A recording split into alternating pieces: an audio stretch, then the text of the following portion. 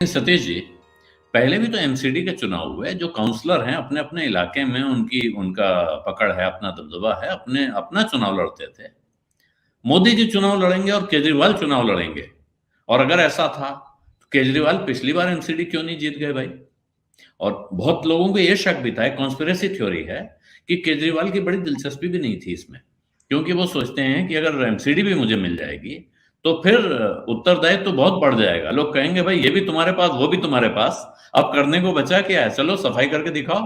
जैसे भी वो दावा कर रहे हैं कि हम कूड़े के पहाड़ हटा देंगे, तो ये तो कॉन्स्पिरेसी थ्योरी हो गई।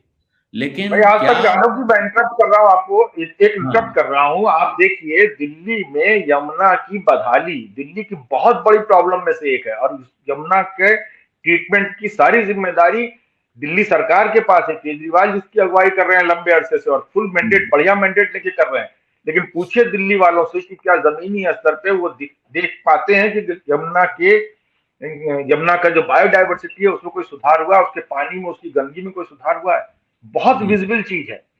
हम्म। और सबसे बड़ी चीज अगर हम मान सके तो उसका ताल्लुक उस पॉल्यूशन से भी है, जो जिस पॉल्यूशन की वजह से दिल्ली का दम घुट रहा है।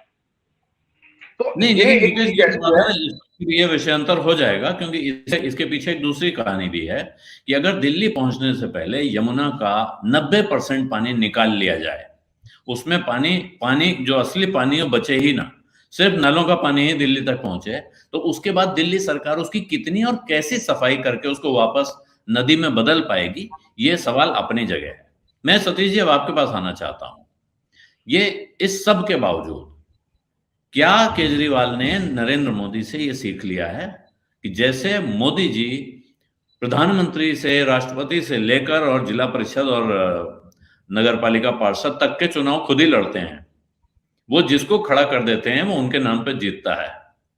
क्या यही फॉर्मूला केजरीवाल ने सीख लिया है कि आप अपने यहां भी, म्यूनिसपैलिटी हो, विधानसभा हो, कुछ भी हो, मेरा फोटो लगाओ और मैं लोगों से कहूंगा आप मुझे वोट दो भाई। आप जो इसमें झाड़ू पे मोहर लगाओगे ये वोट मुझे मिलेगा और मैं आपके लिए काम करूंगा। बिल्कुल, एकदम आप जो कह रहे हैं बिल्कुल सही है।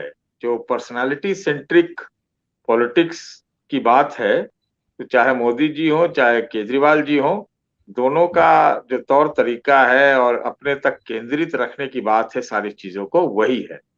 दरअसल आलोक जी, मैं जो समझता हूँ कि अभी हम्म। केजरीवाल जो है दिल्ली मॉडल के विस्तारीकरण में लगे हुए। हम्म। तो विस्तारीकरण में लगे हुए इसका एक साथ दो नतीजे आएंगे, गुजरात में और दिल्ली में। हम्म। मैं मानता हूं कि दिल्ली में उस दिल्ली मॉडल का जिसकी गूंज गुजरात में और जिसकी जी हनक से पंजाब में चीजें बनी, तो हम्म। उसका एक जनमत संग्रह भी अभी होगा दिल्ली में। और ऐसा हम्म। लगता है पहली बार कि आप पार्टी ने, केजरीवाल ने इसको दिल्ली के विधानसभा, सॉरी, एमसीडी चुनाव को एक एक उसको एक बैटल माना है, एक उस तरह से लेके चल रहे हैं। अभी तक तो 5 महीने, 6 महीने तो कार्यकाल दूसरे एमसीडी के जो पुराने वाली थी, अगर बिल नहीं आता, कानून नहीं बदलते, तब तो 5 महीने पूरे हो जाते, क्योंकि तो चुनाव तो टाला गया था अंत में ना, अंतिम अंतिम घंटे में चुनाव टल गया कि भाई इसका हम्म। डिलिमिटेशन फिर से होगा, ये होगा, वो होगा। हम ये कहना चाहते हैं, देखिए, जो अभी बातें हुई उसमें ये तो साफ है ना कि एमसीडी बहुत मलाईदार चीज है। उसके पास हम्म। अधिकार, उसके पास पैसा, उसके पास संसाधन बहुत है। तो एक विस्तार में अगर कोई पार्टी जाएगी तो उसके लिए अगर संसाधन वहां मिलता है यहाँ पे, तो वो देखेगी।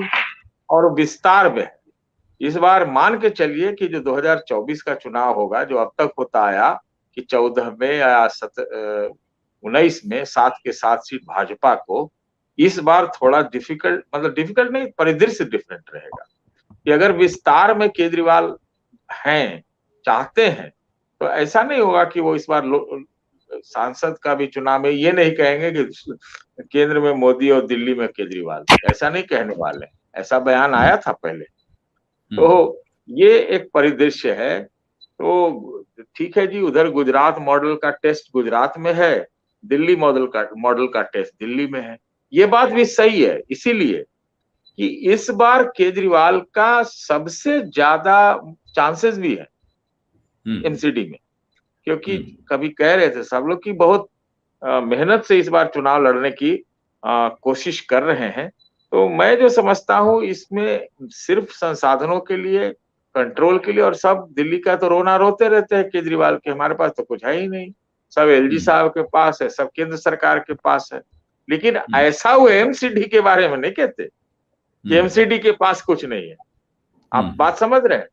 तो जिसमें कम है उसको पूरा करने के लिए भी एमसीडी जो है बड़ा महत्वपूर्ण है साहब। 16,000 करोड़ है ना, तो 16,000 करोड़ कम होता है क्या?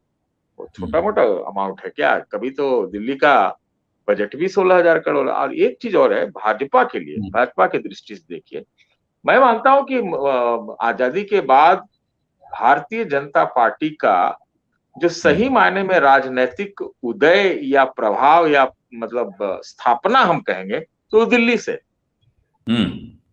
वो भी एक एमसीडी मॉडल पे ही तो था उस समय 1950 के लगभग। तो भाई भारतीय जनता पार्टी उस समय स्टेट तो था नहीं, एक बार था भी लेकिन बाद में फिर बदल गया था बीच में। तो भाजपा भी एकदम लोकल पॉलिटिक्स की मतलब यहाँ पर वो एक उसको प्रतिनिधित्व करती थी। उनके लिए भी ये बहुत ज्यादा एक कंट्रोल करने की बात है। जैसे शिवसेना के लिए मुंबई का बीएमसी है, उसी प्रकार से बीजेपी के लिए दिल्ली में भी एमसीडी भी है, और कांग्रेस जमाने में भी एमसीडी जीतते थे वो। और अब ये बात लगता है केजरीवाल समझ गए हैं कि भाई दिल्ली मॉडल है तो खाली विधानसभा क्यों, विधानसभा का चुनाव देखिए जो अगला होगा वो लोकसभा के बाद होगा, है कि नहीं? तो अगर एमसीडी में बढ़िया रिजल्ट आ गया, मान लीजिए बीजेपी यहां से डिस्पोजेस हो गई, मान लीजिए कि हो जाती है, ऐसा नहीं होता, डर तो उनको थोड़ा होगा ही, तो टल गया चुनाव और डिलिमिटेशन हो गया, बदल गया।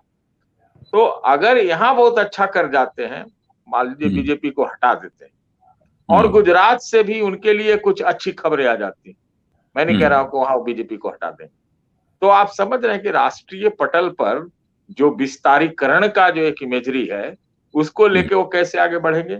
इसलिए स्टेक्स बहुत हाई है। और भाजपा हो सकता है वो अपना बी टीम और ये टीम और वो टीम यूज वाला भी जो होता है, ये बात तो सही है ना कि आप पार्टी की वजह से गुजरात में आप पार्टी का भी फायदा हुआ है और एक तरह से भाजपा का भी फायदा हुआ, बहुत फायदा हुआ। तो अगर हुआ है कि नहीं हुआ है तो पता चलेगा मेरा ख्याल है सतीश जी, लेकिन अभी तो इस बात का आकलन हो रहा है कि हुआ है। हम आकलन ही तो कर रहे हैं, हम कहाँ कह रहे हैं, हम तो आकलन ही तो कर रहे हैं। फायदा तो हुआ ही है, मैं समझता हूँ कि फायदा हुआ है। हम लोग कोई बात थोड़ी कर रहे हैं वहां पर कांग्रेस के चुनाव प्रचार की, हम तो वहां पर आप पार्टी के चुनाव प्रचार की बात कर रहे हैं। हमको तो लगता है कांग्रेस बीजेपी से ज्यादा कर रहे हैं कभी कभी। तो ये है फायदा हो ले लिया इन्होंने, अब जैसे तो अगर ज्यादा फायदा ले लेगा आप पार्टी तो क्या ये बीजेपी को बर्दाश्त होगा, ये भी समझिए।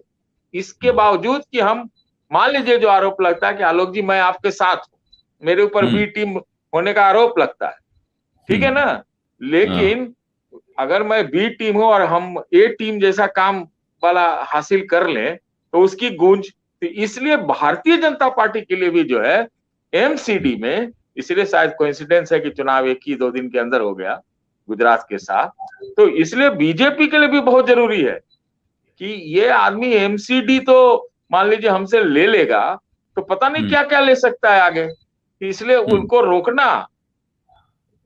रोकना भी उनके वो में है, संसाधनों की दृष्टि से भी, और पुराना जो अतीत रहा है एमसीडी पे कंट्रोल और होल्ड का बीजेपी का, ये सब की दृष्टि से अति महत्वपूर्ण है। अनफॉर्चुनेट पार्ट ये है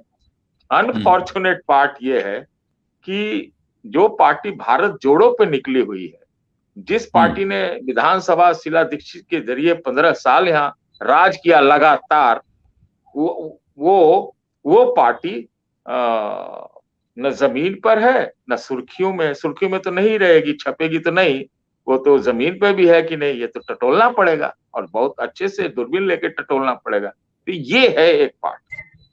अगर मान लीजिए आज आप पार्टी गुजरात में तीसरी शक्ति के रूप में उसकी चर्चा हो रही है, लेकिन क्या कांग्रेस पार्टी की कोई चर्चा दिल्ली को लेकर हो रही है, तीसरी शक्ति के रूप में भी? ये सारा मेरे हिसाब से पर्सपेक्टिव। सत्य हिंदी का ऐप डाउनलोड करें गूगल प्ले स्टोर पर।